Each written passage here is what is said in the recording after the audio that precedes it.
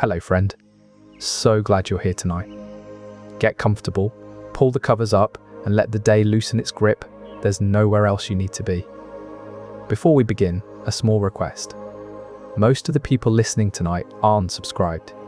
If this channel has ever helped you drift off, take a moment to subscribe and tap the like button on tonight's video. Both are free, they take 2 seconds, and they help this channel more than you think. And you can always change your mind later. And if you feel like it, leave a comment telling me where in the world you're listening from and what time it is where you are. I love reading them. Tonight is a slow drift through the real story of Rome, one true thing at a time. There is nothing to do here and nothing to remember. Each one will pass like a slow cloud, some familiar, some quietly surprising, all of them real. If you fall asleep somewhere in the middle, that is exactly how this is meant to work. Settle in, let your breathing slow down, and we will begin. One more thing before we begin. I'm also a co-founder of a sleep app built to be the most affordable one out there. No ads, ever. Just sounds and stories made to help you sleep. It may not be released yet as this video goes up, but if you're watching a little later, it might be out by now. Just search for it, it should be easy to find. It works on iPhone, Android, and everything in between. Downloading it is the best way to support this channel. The Roman Empire was established in 27 BCE. This marked the end of the Roman Republic, a period governed by elected officials. The empire brought stability and order, lasting nearly 5 centuries until its official end in 476 CE. During this time, Rome grew to encompass vast territories, from the shores of Britain to the deserts of Egypt.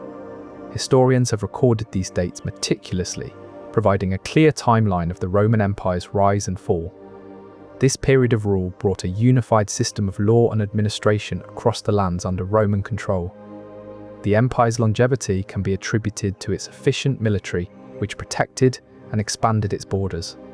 Archaeological evidence, such as coins and inscriptions, has corroborated historical accounts, solidifying our understanding of this era. The Roman Empire's legacy persists in modern legal and administrative systems across Europe.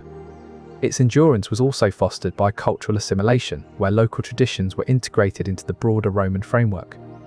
Through centuries of scholarly work, we have gained insights into the daily life, governance, and technological advancements of the Romans. Artifacts like pottery and architectural remains provide tangible evidence of this rich history.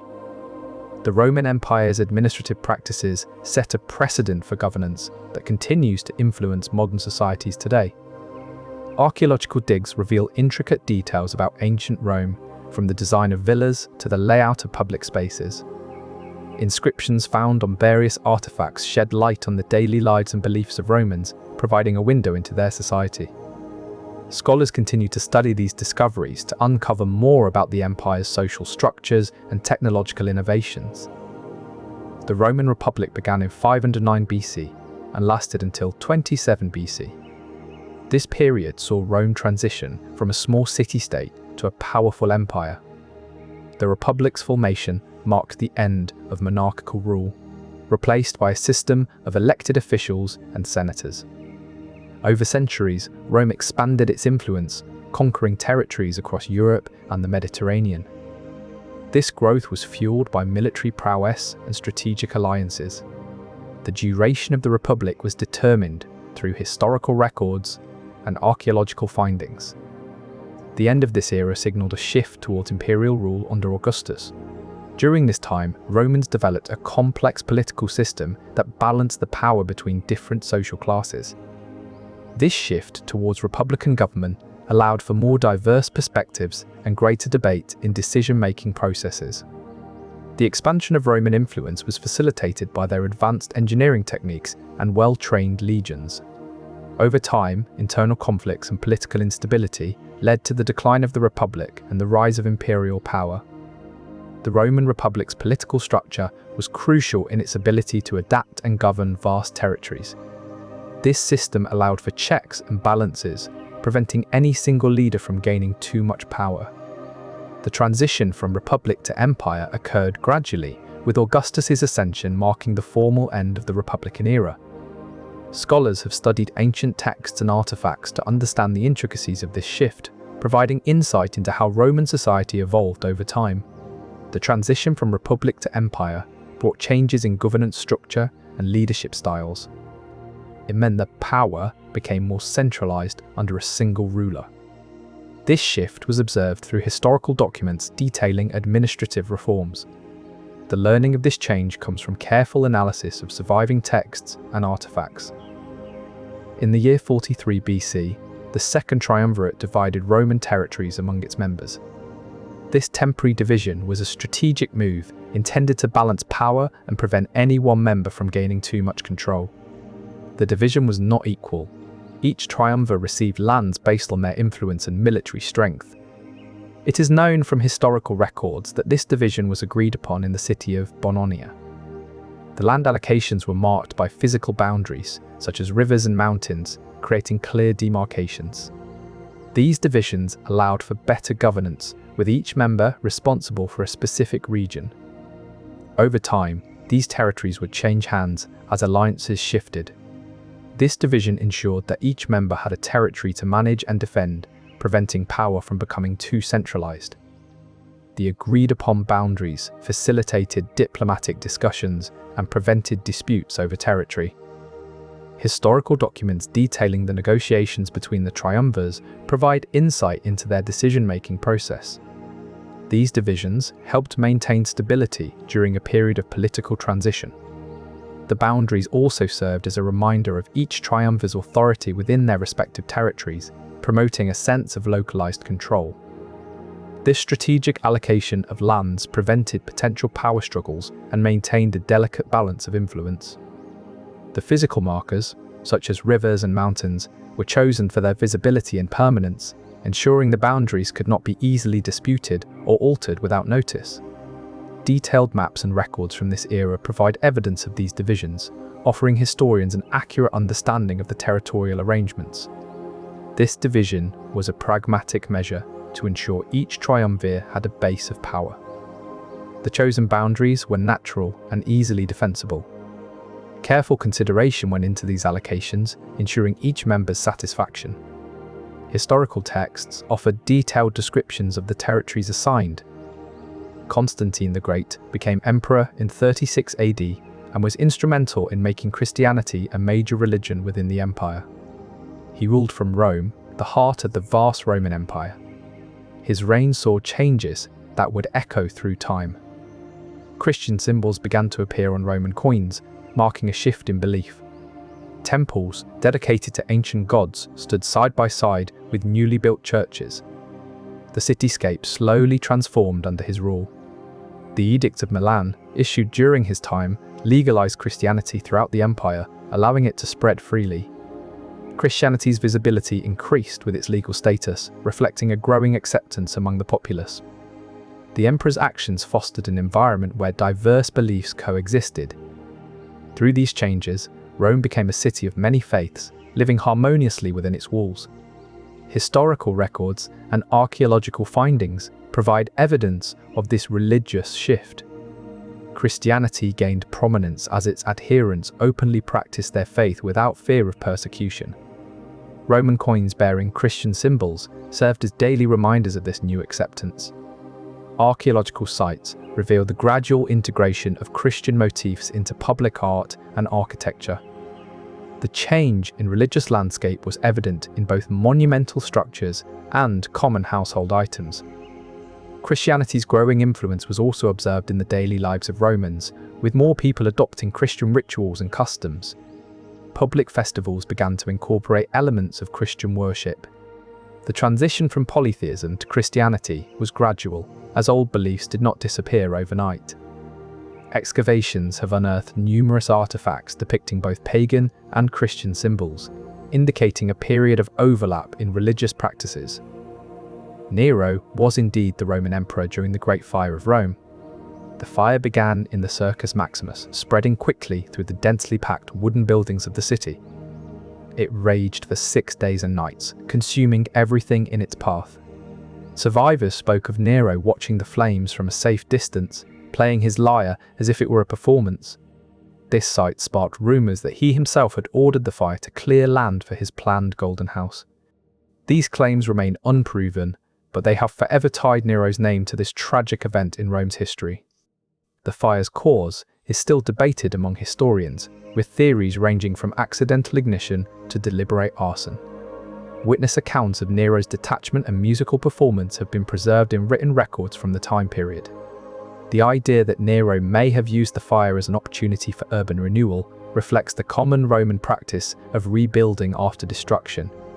Despite these suspicions, no concrete evidence directly implicates Nero in starting the blaze.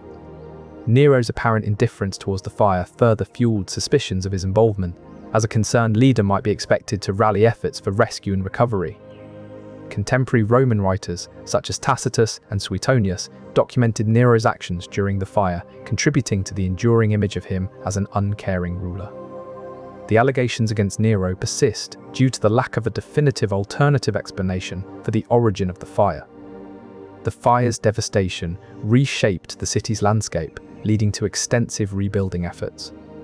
These efforts included the construction of buildings with fire-resistant materials, a direct response to the catastrophe.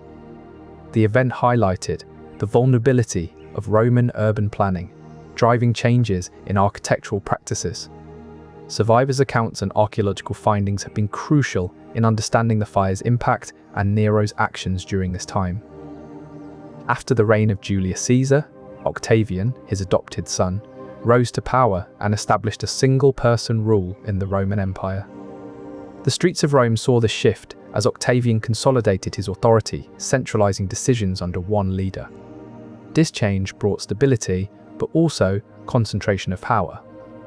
History books recalled this transition, offering glimpses into the transformation through preserved writings and artifacts.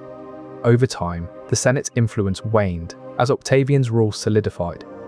The city's grand buildings, like the Senate House, witnessed these changes under the dimming light of evening, reflecting the new order in their stone surfaces. The city's once vibrant debates in public forums quieted under Octavian's watchful gaze. Power gradually shifted from the hands of many to the will of one, as senators lost their collective voice. The city's architecture echoed this shift, with grand monuments now bearing his likeness and name.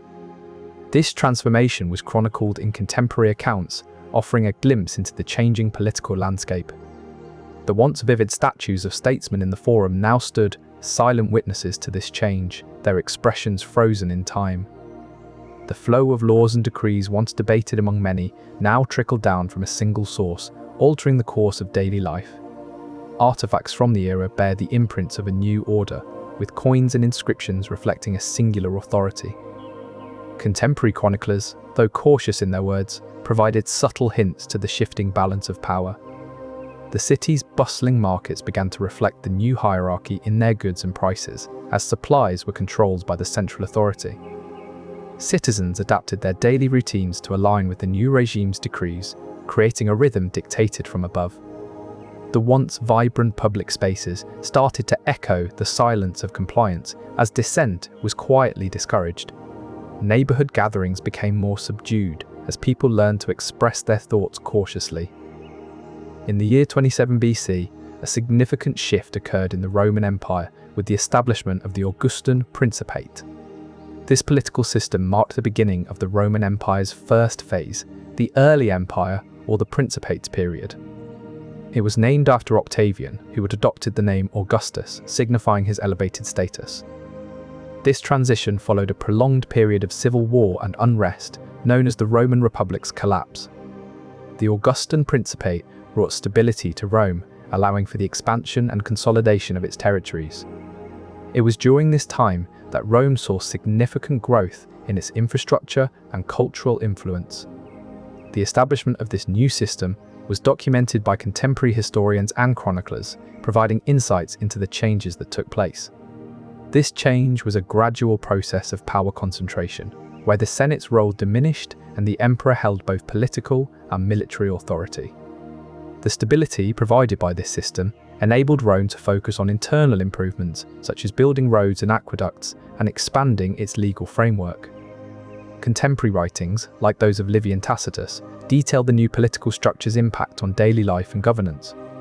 The shift was also marked by the introduction of new administrative practices, including the establishment of provincial governments to manage Rome's vast territories more effectively. Under the Augustan Principate, Rome's administrative structure became more centralized, with power flowing to a single leader. This shift was facilitated by Octavian's military prowess and political acumen, which allowed him to consolidate control. Contemporary historical records provide detailed accounts of this process, offering insights into the day-to-day operations of the new regime. Over time, this system became increasingly sophisticated, adapting to challenges and ensuring Rome's enduring influence. The Roman kingdom ended in 509 BCE. This marked the shift from a monarchy to a republic, a significant turning point in Roman history. The kings had ruled for over 2 centuries, their power concentrated in the hands of a few. Yet, discontent grew among the people, leading to the expulsion of the last king. Historical records and archaeological findings offer insights into this transition, revealing a society moving towards more democratic governance. The change was gradual, but the impact resonated through the centuries, shaping Rome's political landscape. This shift reflected the Roman citizens' desire for greater representation and influence over their government. The establishment of a republic brought about the creation of institutions like the Senate and assemblies, where common people could participate in decision-making processes. Over time, these changes allowed Rome to evolve into a more balanced political system, where power was more evenly distributed among its citizens. Scholars have studied ancient texts and artifacts to piece together this narrative, providing a clearer picture of how Roman society transformed during this period. The Roman citizens' growing discontent with the king's absolute power was evident in their willingness to challenge the status quo. This transformation towards a republican system signified a shift from rule by birthright to rule by law and representation. The establishment of these new institutions allowed for greater accountability among leaders, ensuring that decisions were made for the benefit of all citizens. Through meticulous analysis of historical writings and physical remnants, researchers have gained valuable insights into this pivotal era in Roman history. Julius Caesar was assassinated on March 15, 44 BCE. This date has been etched in history as the Ides of March. In ancient Rome, the Ides were originally a day for settling debts and dividing property. It was in this setting that Caesar met his end. The assassination took place in the Theatre of Pompey, where senators gathered to discuss political matters. Surrounded by trusted colleagues, Caesar fell under a flurry of daggers. Witnesses recounted the swift and brutal nature of the attack. The act was not hidden away. It occurred in plain sight, leaving no room for doubt about the intentions of his assassins. The exact motives behind Caesar's assassination remain a subject of historical debate, though political rivalry and fear of tyranny are often cited. The Theatre of Pompey, where the event unfolded, was a public space, allowing for numerous witnesses to observe and later recount the occurrence. Ancient texts and inscriptions provide detailed accounts, offering insights into the actions and reactions surrounding Caesar's death. The public nature of the assassination ensured that multiple accounts could be cross-referenced, providing historians with a comprehensive understanding. The open setting also meant that Caesar's final moments were seen by many, allowing for detailed descriptions to be recorded. The act itself was swift and decisive, leaving little room for interpretation or ambiguity. This clarity in the retelling has helped shape our collective memory of the event. The event's location in a public space allowed for extensive eyewitness accounts, crucial for historical reconstruction. The act's swiftness ensured immediate understanding of the assassin's intent. These details were preserved through written records by contemporaries and later historians. The clarity of these accounts has enabled generations to grasp the significance of Caesar's final moments. In the year 1107 CE, the Roman Empire stretched to its furthest extent under Emperor Trajan. This meant that Rome's borders had expanded as far as they possibly could at that time. The empire reached from the deserts of North Africa all the way up to the Scottish Highlands in the north, and from the Atlantic coast of Spain across to the Euphrates River in the east. The distance between these points was immense, and travelling from one end to the other would take months by foot or horseback. This vast territory was a result of numerous conquests and military campaigns over many years. Rome's power and influence were at their peak during this period, with cities and towns throughout the empire reflecting Roman culture and architecture. The extent of this expansion is known through historical records, maps, and archaeological findings that document the boundaries and cities of the Roman Empire. This vast territory was held together by a complex network of roads, forts, and administrative centres. Roman legions were stationed throughout the empire to maintain order and defend against external threats. The expansion was facilitated by advanced military tactics and engineering prowess. Archaeological evidence such as coins, pottery, and inscriptions discovered across these regions attest to Rome's far-reaching influence.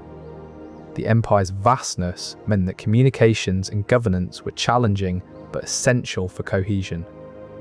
This territorial expansion was driven by Rome's desire to secure resources and maintain dominance over diverse populations. The extent of Roman influence is evident in the spread of Latin language and Roman law across conquered lands. Archaeological findings, such as artifacts and ruins, provide tangible evidence of Rome's reach and impact on local cultures. On January 1st, in the year 46 BCE, the Senate of Rome approved Julius Caesar's reforms. This approval marked a significant moment in Roman history, as the Senate had been established centuries earlier in 753 BC. The Senate was Rome's governing body, where important decisions were made. Caesar's reforms aimed to bring changes to the existing structures and practices of Rome. This event is known because it was documented in ancient records that have survived to this day. The Senate met in a large, open space designed for deliberation and debate. Each senator would have taken their seat under the dim light of torches or oil lamps. Caesar's reforms were likely discussed at length before they received the final approval. This moment represents one of the many shifts that occurred within Rome's political landscape.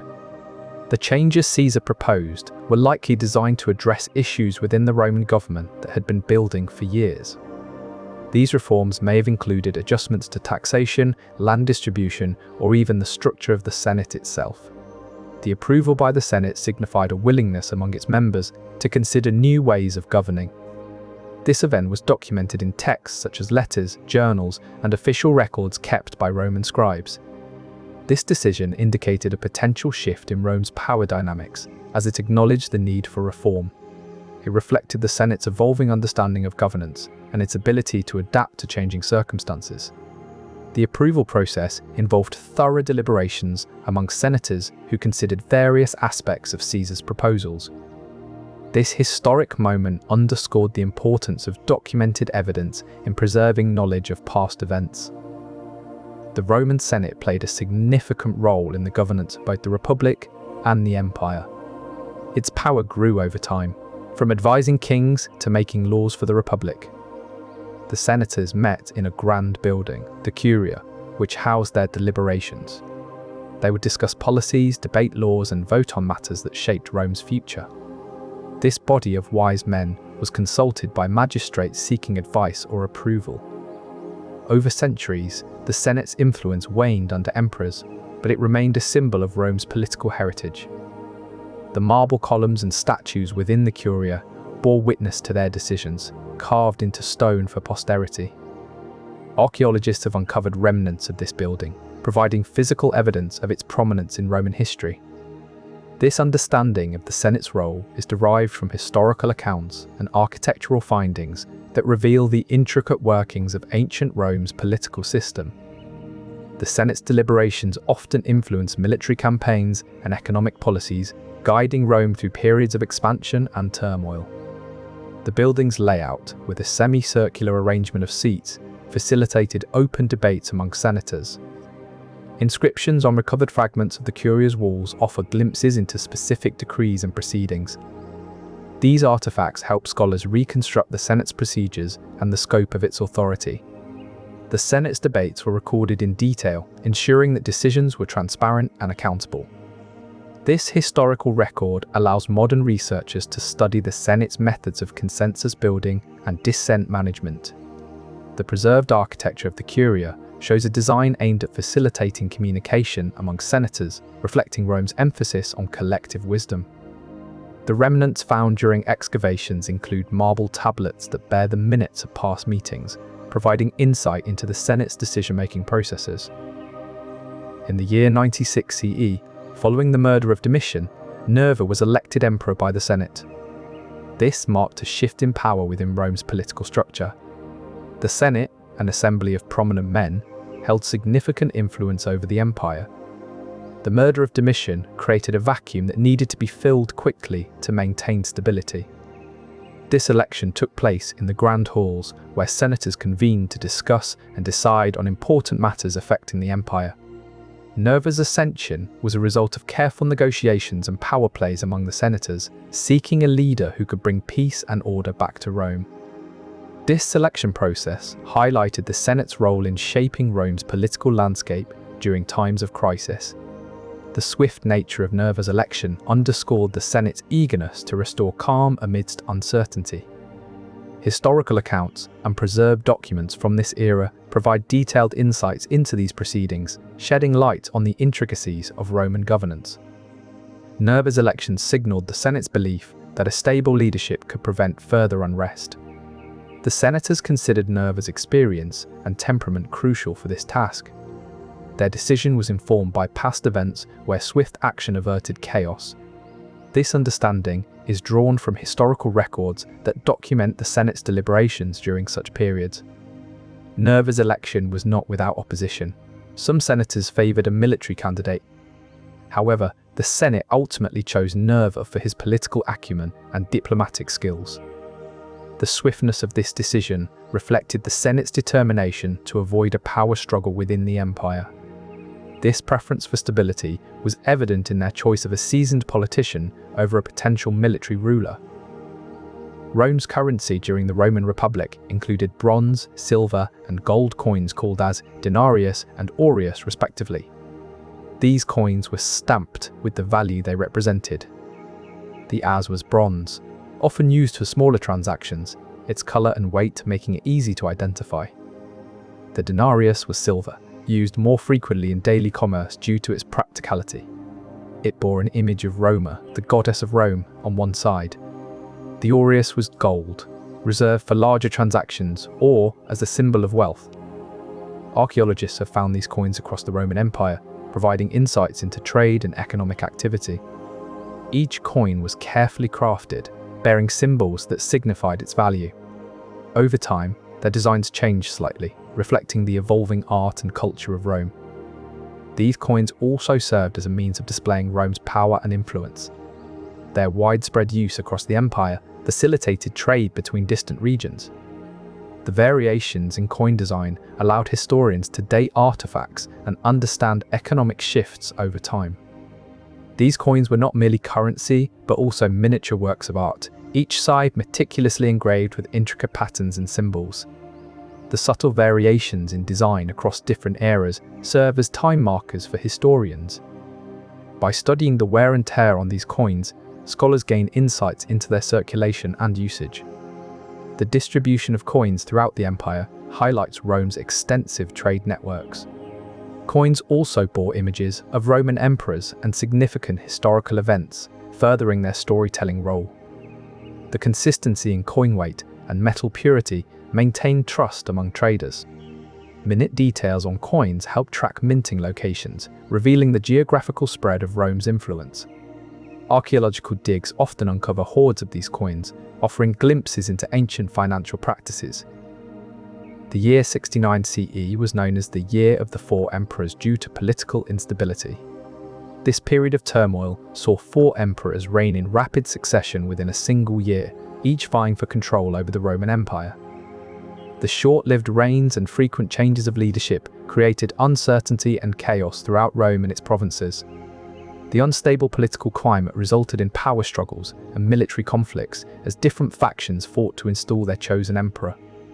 Historical records from this time provide detailed accounts of the power shifts, revealing the fragility of Rome's political system during this tumultuous period. This era marked a time when the empire was on edge, with allegiances shifting and alliances breaking rapidly as each emperor sought to solidify their rule. The rapid turnover of leaders left the empire in a state of flux where the future was unpredictable and security uncertain.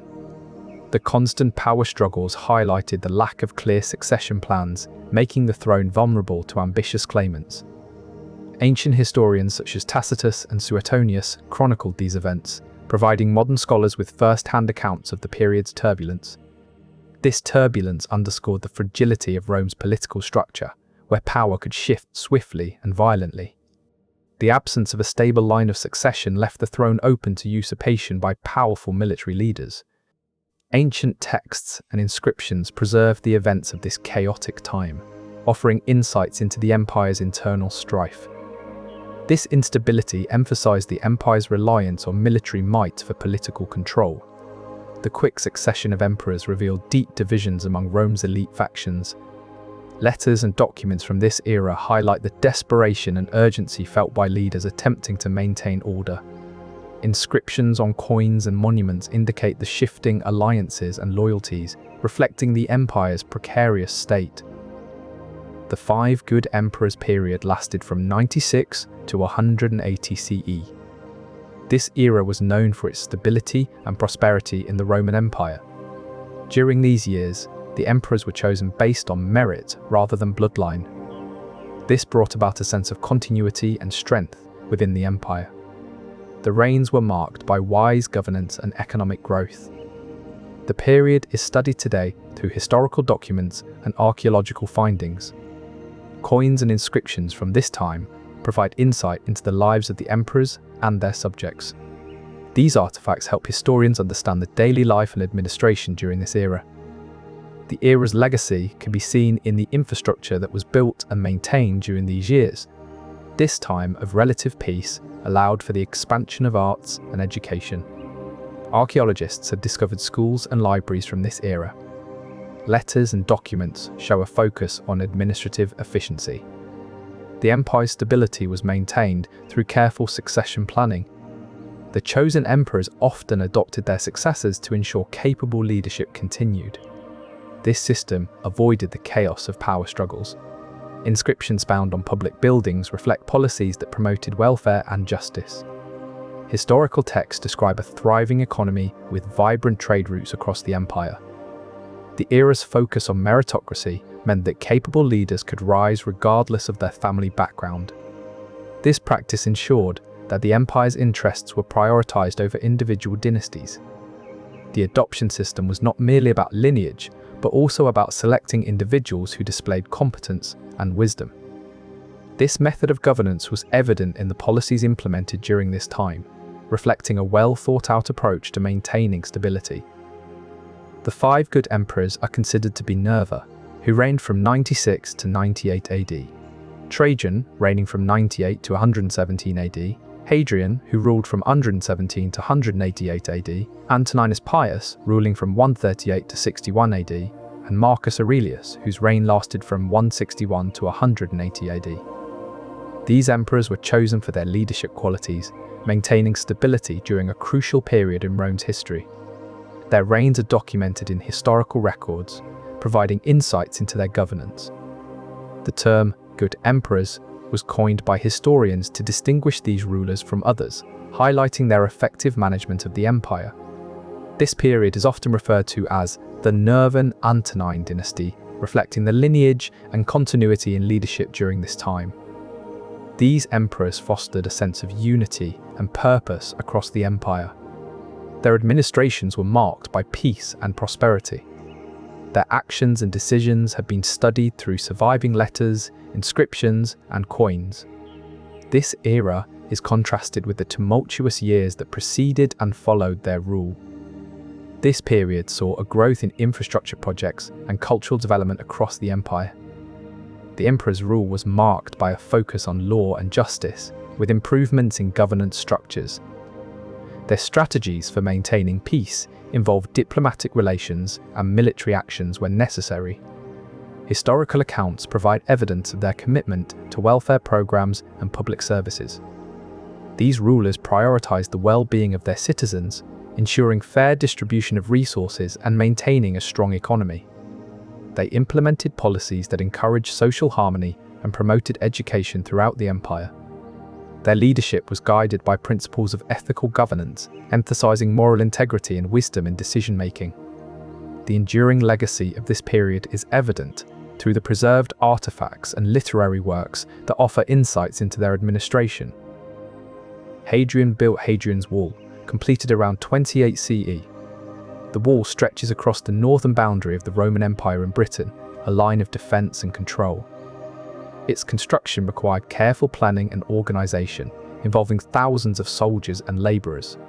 Stone and turf were used to build its formidable structure, with mile castles and turrets placed at regular intervals. Archaeologists have uncovered artifacts along the wall, offering glimpses into the lives of those who built and maintained it. The Roman historian Cassius Dio recorded the construction of Hadrian's Wall in his work, Roman History, providing valuable historical context. In total, the wall measures 73 miles long, a significant engineering feat for its time. It stood as a symbol of Rome's might, safeguarding their territories from potential invaders. The wall has been meticulously studied and preserved over the centuries, giving us insight into the Roman Empire's expansive reach. The precise path of the wall can be traced today, with some sections still standing tall and others reduced to foundations. The remnants bear witness to the advanced engineering techniques employed by Roman builders. Archaeological excavations along its route have yielded tools, pottery, and inscriptions, shedding light on the construction process. Modern technology like aerial photography and LiDAR scanning further enhances our understanding of this historical monument. The wall's ruins are a tangible reminder of the Roman Empire's engineering prowess, showcasing their ability to construct enduring structures. Excavations at these sites reveal intricate details about the construction methods used by Roman builders. Aerial imagery and LiDAR scans help map out the wall's exact layout and identify any hidden or less visible parts of its original design. The Pax Romana period lasted from 27 BCE to 180 CE. This era of Roman peace was a time when the empire reached its greatest extent, stretching from Britain to Egypt and from Spain to Syria. It meant that Rome's power was secure and widespread, allowing for significant advancements in infrastructure and trade across vast regions. Historical records, including coins and inscriptions, provide evidence of this stability. The period saw the construction of roads, bridges, and aqueducts, which facilitated communication and transportation. This long-lasting peace also enabled cultural exchange between diverse populations within the empire. As a result, it became known as the Golden Age of Rome. This harmony allowed artists and philosophers to flourish, producing works that have lasted through the ages. It was during this time that cities across the empire were adorned with grand temples and theatres, reflecting the era's prosperity. The Roman currency, used widely throughout the provinces, served as a tangible symbol of unity and economic integration. Inscriptions on public buildings and monuments, often found in remote areas, bear witness to the empire's enduring influence. This period of tranquility fostered the spread of Roman law and governance systems across its territories. Archaeological findings reveal a standardized architecture and urban planning throughout the empire, reflecting a shared culture. The lack of conflict allowed for uninterrupted agricultural growth, contributing to economic flourishing.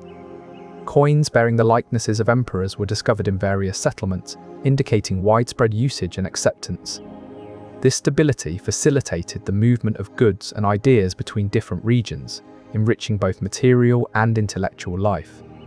The empire's extensive network of roads and waterways enabled the swift exchange of information and resources. Through these connections, innovations in agriculture, architecture, and engineering spread rapidly across the vast territory.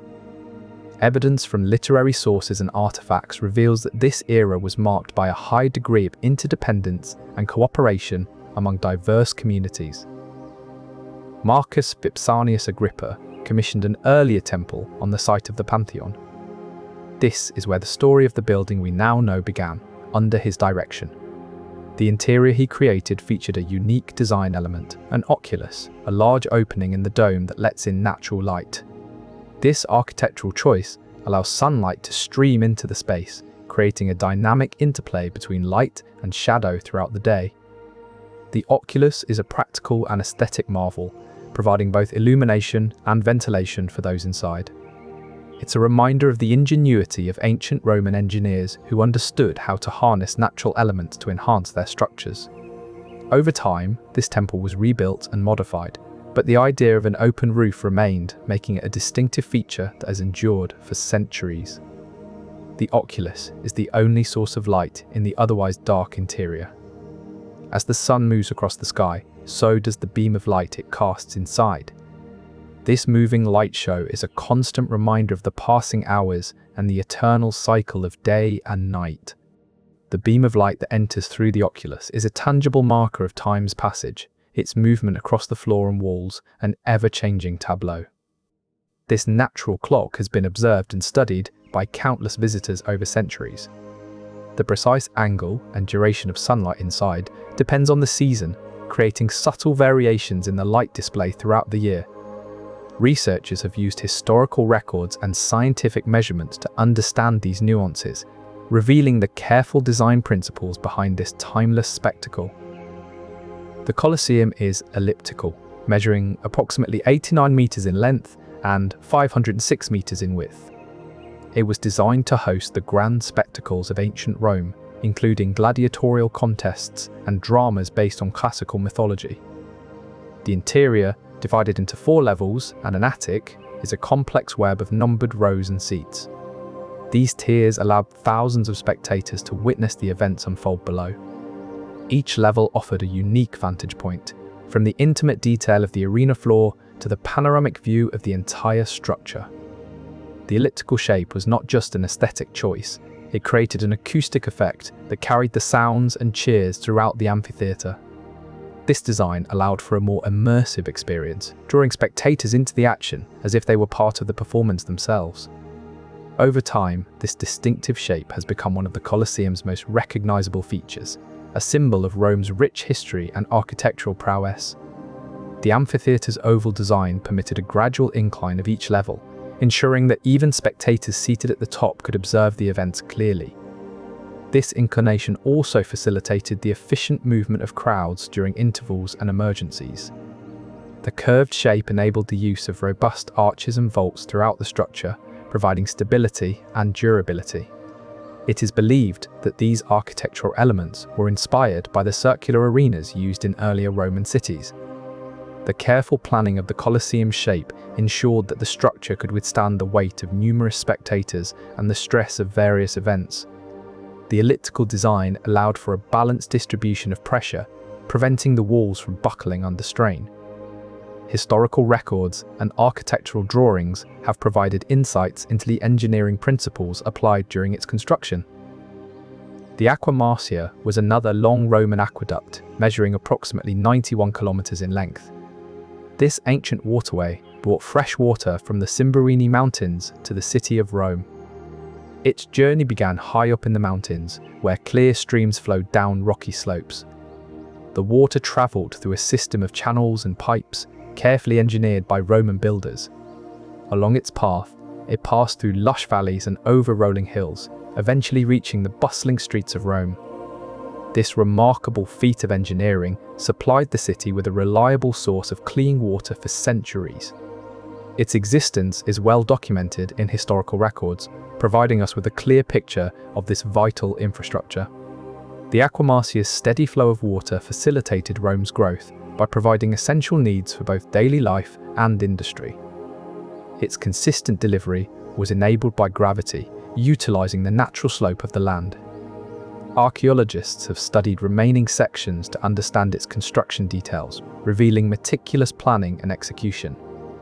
The intricate network of channels and pipes minimized water loss during transit. Roman engineers calculated the precise gradient needed to maintain a constant flow. The aqueduct's design incorporated regular inspection points for maintenance. Its remnants provide insight into ancient hydraulic engineering techniques. The aqueduct's construction was an impressive display of Roman engineering prowess, utilizing their deep understanding of hydraulics and geometry. Its efficient design ensured minimal water loss during the long journey from the mountains to Rome, demonstrating the Romans' commitment to practical solutions. The meticulous planning of inspection Points along the route facilitated regular maintenance, extending the lifespan of the aqueduct. Remaining sections studied by archaeologists reveal a sophisticated system of channels and pipes, testifying to the advanced engineering techniques employed in its creation. The Colosseum's original name was indeed the Flavian Amphitheatre, a title that paid tribute to the emperors of the Flavian dynasty who commissioned its construction. The name reflected their patronage, with the arena serving as a monument to their rule. It was later renamed Colosseum due to its proximity to a massive statue of Nero, the Colossus of Nero. Over time, this name became more commonly associated with the structure itself. Inscriptions on ancient Roman coins and tablets provide evidence of its original name, offering a glimpse into how it was known in antiquity.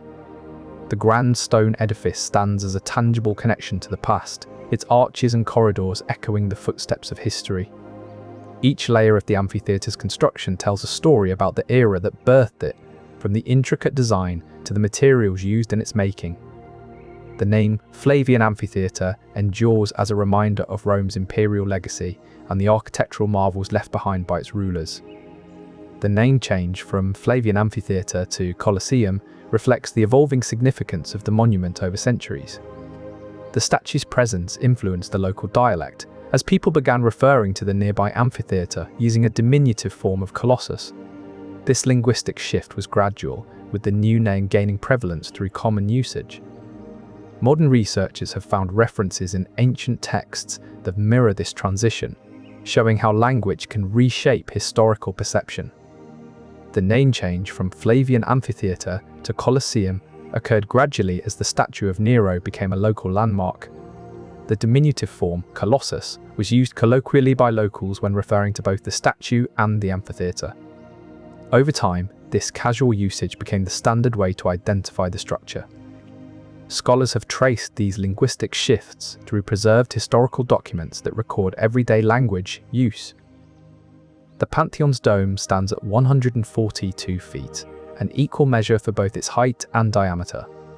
This architectural marvel means that the dome is not merely a roof, but a perfect sphere cut in half. The result is a grandiose space within, allowing light to filter in through the oculus above, casting a gentle glow on the marble floor below. For centuries, this precise dimension has puzzled architects and engineers who marvel at how such a large structure can maintain its integrity without collapsing under its own weight. The secret lies in the concrete used, a special mixture that reduces the load, ensuring stability over time. This concrete mixture contains volcanic ash and tuff, which lightens the load on the dome's structure. The weight of the dome is distributed evenly across its surface, preventing any single point from bearing too much stress. Ancient Roman builders understood this principle well, incorporating it into their designs to create lasting structures. This understanding has been validated by modern engineers who have analysed and recreated these mixtures in laboratories. The inclusion of lightweight materials like volcanic ash and tuff in the concrete blend reduces the overall mass of the dome, allowing it to withstand its own weight more effectively. This balanced distribution of load across the dome's surface prevents any localized stress points from forming, which could otherwise lead to structural failure over time. Modern analysis has shown that this ancient Roman technique not only enhances the durability of large structures, but also improves their resilience against seismic activity. The careful engineering and material selection by Roman builders have thus provided valuable insights for contemporary construction methods. The oculus of the Pantheon is 27 feet, or precisely 8.2 meters, in diameter. This circular opening allows natural light to stream into the building's interior, casting a warm glow on the marble surfaces below. The size was determined through careful measurement by the architects of ancient Rome. It serves as the only source of light for the entire structure, illuminating the vast dome above. The diameter is not merely an aesthetic choice, it ensures that the light reaches every corner of the Pantheon's interior. This design has stood the test of time, still appreciated today for its functional elegance. It remains a tangible example of Roman engineering ingenuity. The oculus maintains a consistent presence throughout the day, changing with the position of the sun. People have marveled at this architectural feat for centuries, drawing visitors from around the world to experience its unique atmosphere. The oculus's diameter creates a distinct shadow pattern on the floor as the day progresses, adding to the building's dynamic ambience. This meticulous calculation ensures that the interior remains well lit without the need for additional artificial light sources. The precise angle and size of the opening were likely derived from detailed geometric principles known to Roman architects. Observing the shifting sunlight reveals a profound understanding of natural illumination in ancient design. The oculus's position is fixed, aligned with the cardinal directions to optimize sunlight distribution. Its circular shape prevents any shadows from forming in the center of the interior. This unchanging design element has remained constant since its construction. The effect it creates on the marble floor demonstrates a deep understanding of light and shadow manipulation by ancient architects. The city of Rome was indeed built on 7 hills: Aventine, Caelian, Capitoline, Esquiline, Palatine, Quirinal, and Viminal. These hills form a natural amphitheatre with the Tiber River gently winding through them. The Romans, in their wisdom, recognized the strategic value of these elevated points, using them to fortify the city.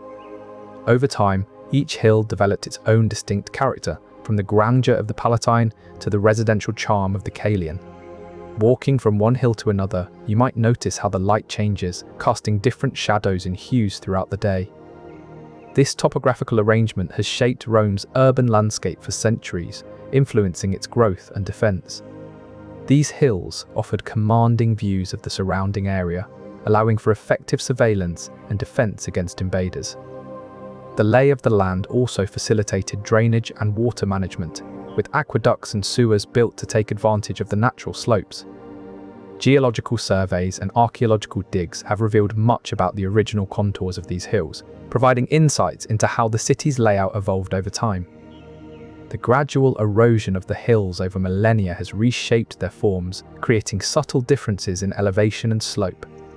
Geological investigations using ground-penetrating radar have uncovered ancient structures buried beneath modern Rome, hinting at the city's deep history.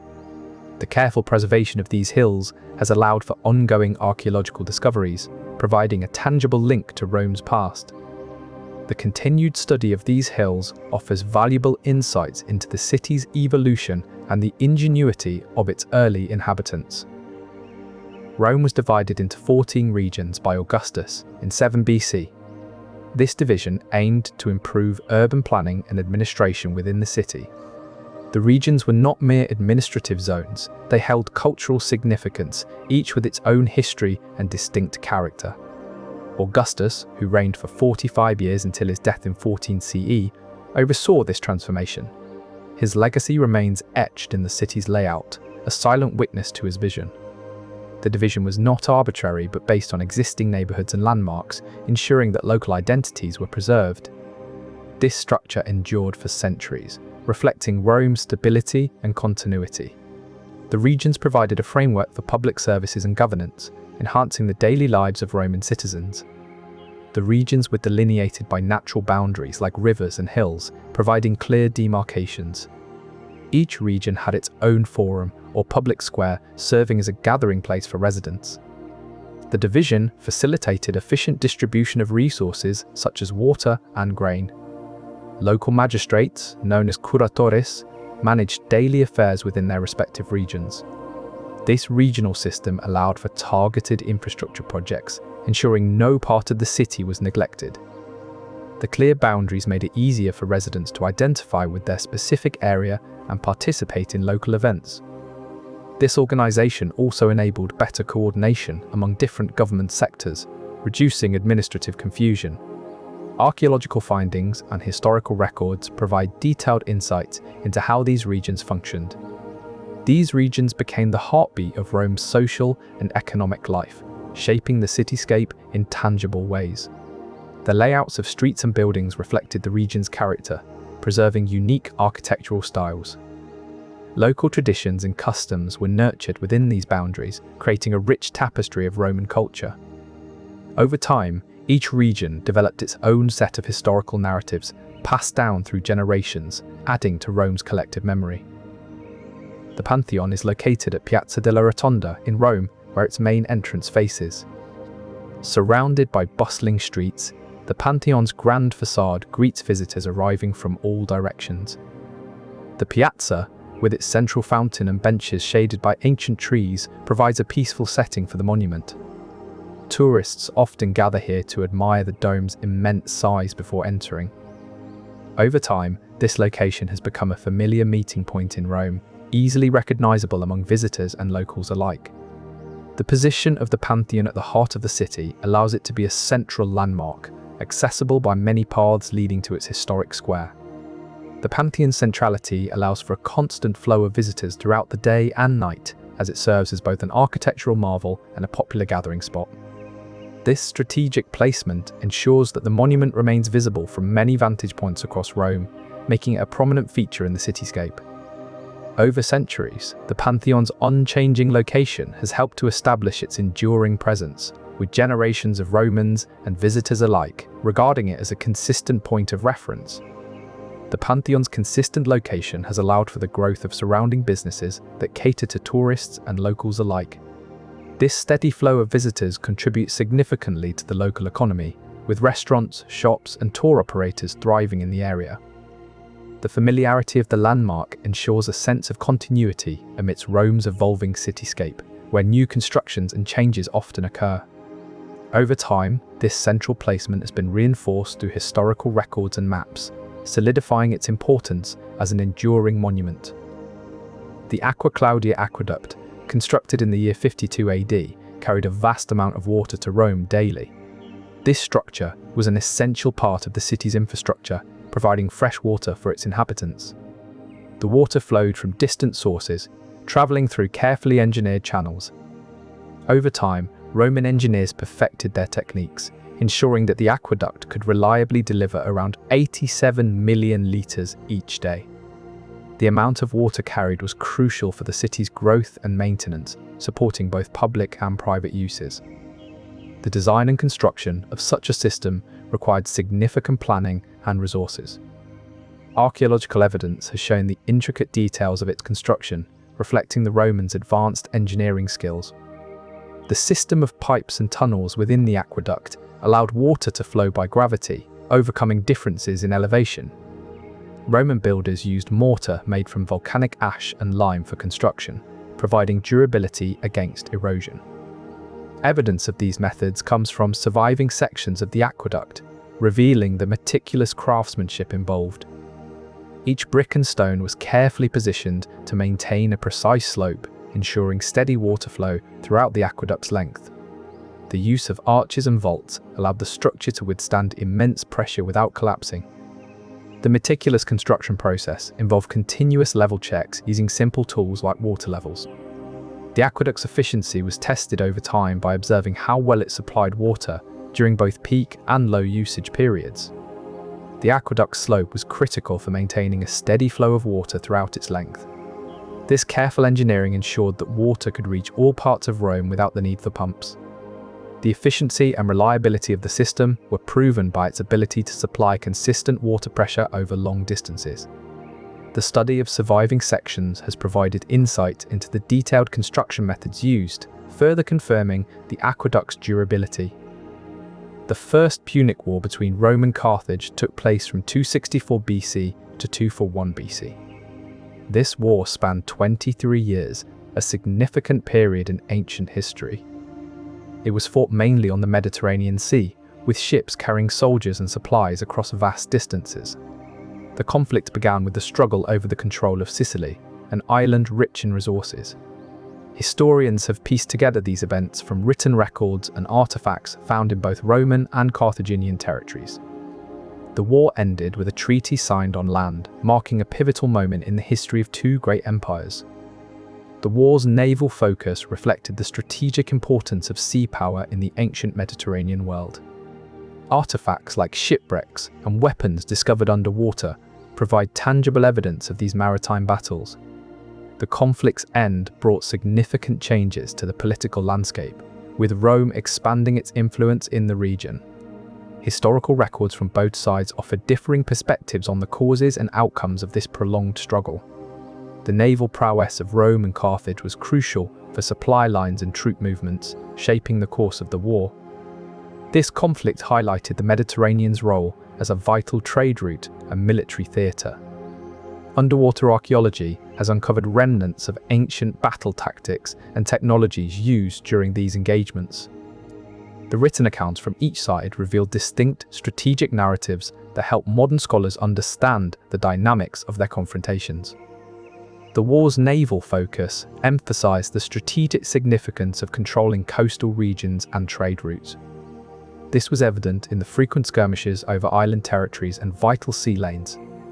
Detailed carvings on surviving ships and tools have given insight into the technological advancements made by both sides. Underwater excavations continue to reveal artifacts that shed light on the tactics and strategies employed during these naval encounters. The founding of Rome is traditionally dated to April 25, 753 BC. This day marks the beginning of a civilization that would grow and influence the world for centuries. The date was chosen based on ancient Roman records preserved over time. It is a significant marker in human history, establishing a timeline for cultural developments. Scholars study this date to understand the evolution of Roman society and its impact on the world. This founding day is commemorated with festivals and events, keeping the historical significance alive. The precise date has been verified through various archaeological findings and historical documents. It serves as a reference point for historians and archaeologists when exploring Rome's past.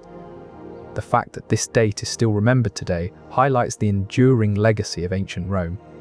The date's accuracy is supported by astronomical observations recorded in Roman calendars. Ancient rituals and festivals held on this day further confirm its historical validity. The event is mentioned in numerous literary works from the period, providing context and detail. Recent excavations have uncovered artifacts that align with this timeline, reinforcing its authenticity. The founding of Rome has shaped the cultural landscape of many societies, with its influence permeating through language, law, and architecture. This event was documented meticulously by Roman scribes, ensuring its preservation for future generations. The exact date was calculated using astronomical phenomena recorded by ancient observers, providing a tangible link to the past.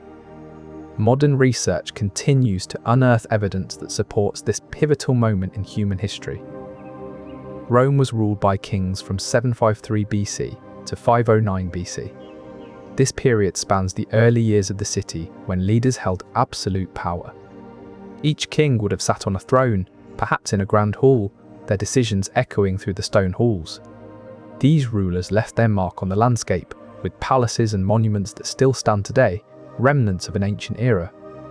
The transition from this system to a republic was gradual, shaped by political shifts and societal changes over centuries. Historians study inscriptions and archaeological findings to piece together this history, reconstructing the lives and legacies of these early Roman kings. The first Roman kings were often remembered for their military prowess and conquests, as their power expanded the city's territory. The shift from monarchy to republic is seen in the establishment of political bodies like the Senate, where citizens began to have a voice in governance. Archaeological digs at sites such as the Palatine Hill reveal remnants of early royal residences, offering tangible links to this time. Inscriptions on ancient artifacts provide insights into the administrative practices and religious beliefs of these rulers. Fragments of pottery and clay tablets found in the ruins bear witness to the daily affairs of royal households.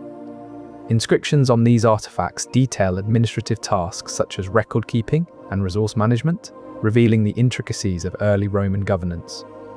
The remains of grand feasts unearthed from ancient kitchens suggest celebrations marking significant events, reflecting the ruler's importance in society. Traces of gold leaf and vivid pigments on architectural remnants hint at the opulence and artistry that adorned royal residences during this era. In ancient Rome, geese were employed as guards at the Temple of Vesta. The temple's sacred fire was too vital to be left unprotected. These birds were chosen for their vigilance and loud honking. Their role was to alert the Vestal Virgins, the priestesses who tended the flame, if any intruder approached. This method of protection was known through historical records and artifacts depicting geese around the temple. The geese's keen senses and territorial nature made them effective guardians. They patrolled the area day and night, their honks echoing in the quiet sanctuary. Over time, the geese became a symbol of Roman vigilance, their presence ensuring the safety of one of Rome's most revered fires. The birds' honking served as a clear warning signal, easily distinguishable amidst the usual nighttime sounds of Rome. Their constant presence by the temple also acted as a visual deterrent to potential intruders. Observations and stories passed down through generations confirmed their reliability as guardians. The geese were seen not only in paintings, but also referenced in Roman literature, highlighting their significant role in protecting the sacred flame. The birds' honking was so effective that any change in their usual pattern immediately alerted the Vestal Virgins to potential danger. Their acute hearing allowed them to detect subtle noises from far away, ensuring timely warnings. Over generations, the geese maintained this vigilance, as their descendants were trained and kept in the same manner. This tradition of using geese for protection lasted until the temple's decline, showcasing the reliability of their role as guards. Augustus was succeeded by Tiberius in AD 14, marking the end of his long reign as Rome's first emperor. The change in leadership signaled a shift in power, with Tiberius taking control after Augustus's passing. This succession was notable because it followed an established system where the emperor chose his heir. Augustus had ruled for nearly 4 decades, from 27 BC to 14 AD, setting a precedent that future emperors would follow. The transition occurred smoothly, reflecting the stability and continuity of Rome's imperial system. Historians have documented this succession through extensive records left behind by Roman chroniclers. This method of succession ensured that power was transferred peacefully within the imperial family. The stability of this process reassured Roman citizens and maintained order throughout the empire. Tiberius's ascension to power exemplified the strength of Rome's succession system. This understanding has been gleaned from numerous historical texts and accounts detailing the political climate of the time. The peaceful transition of power demonstrated Rome's ability to maintain continuity despite the loss of a leader. This stability was crucial for preserving the empire's unity and preventing internal conflicts. The detailed accounts from Roman chroniclers have provided historians with valuable insights into the political dynamics of this period. These records reveal a systematic approach to leadership succession, ensuring Rome's enduring power structure. This structured succession minimized disruption to Rome's administrative functions and ensured ongoing governance. The method fostered a sense of predictability among the populace, who expected orderly transitions. Chroniclers' detailed observations have confirmed this pattern of succession across multiple generations. This consistent approach maintained societal trust in the imperial system. In the year 753 BC, Rome was established by twin brothers Romulus and Remus. The city began on a hill overlooking the Tiber River, where the twins were said to have been nursed by a she-wolf. The founding date is recorded in early Roman historiography, notably by Varro. It's believed that Romulus traced an outline around the Palatine Hill, marking the city's boundaries. This act was witnessed by people who would become Rome's first inhabitants. The legend states that Remus jumped over the boundary line, challenging his brother's authority, leading to their fateful confrontation. Archaeological evidence supports the existence of settlements on the Palatine Hill around this period. This boundary marking is seen as the first act of governance in Rome, setting a precedent for city planning and territorial division. The tale serves to illustrate early Roman political dynamics, where power struggles among leaders were common. This historical account has been preserved through oral traditions and later written records. The act of Romulus tracing the boundary is considered a symbolic moment in the formation of Rome's identity as a unified city-state. This boundary line, known as the Pomerium, served to define Rome's sacred space. It was believed that any enemy who crossed it would bring misfortune upon the city. This tradition of marking boundaries persisted in Roman culture, influencing how future cities were planned and defended. The story of Romulus and Remus has been analysed by historians who see it as a reflection of early Rome's struggle for power and order amidst a complex political landscape. And that is where we will leave Rome for tonight. The facts will still be true tomorrow, and this video will still be here whenever you need it. Sleep well,